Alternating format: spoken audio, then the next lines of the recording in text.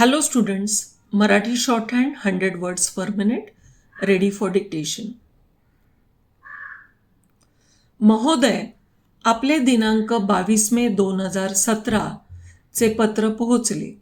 हे पत्र कंपनीच्या संचालक मंडळाच्या गेल्या आठवड्यात झालेल्या सभेत विचारासाठी ठेवण्यात आले होते.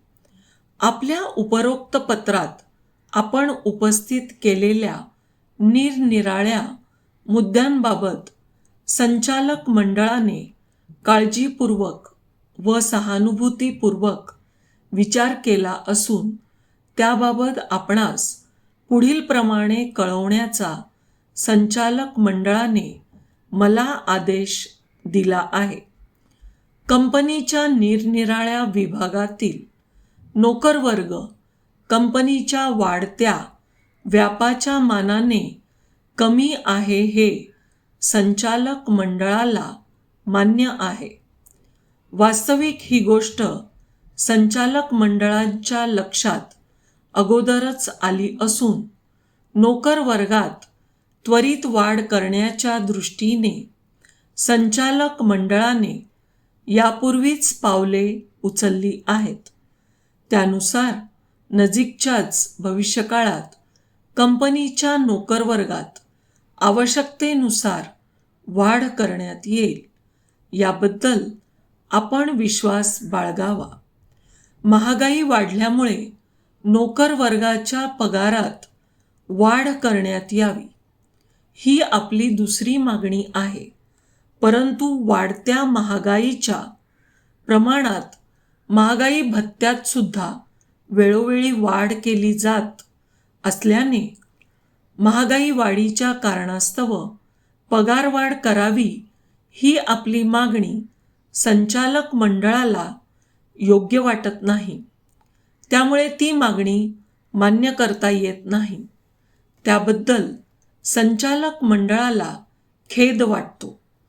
मधल्या सुट्टीत कंपनीच्या नोकरवर्गासाठी जेवणाची व विश्रांतीची स्वतंत्र व्यवस्था असावी ही जी आपली मागणी आहे त्याबाबत संचालक मंडळाने विचार केला असून ही मागणी पूर्णतः रास्त आहे हे संचालक मंडळाला पटले आहे.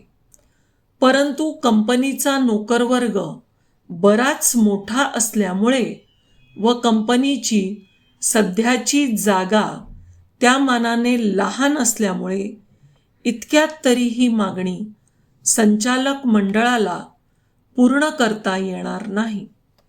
तथापि त्याबाबत एक योजना आखून ती टप्प्याटप्प्याने अंमलात आणण्याचा निर्णय संचालक मंडळाने घेतला आहे.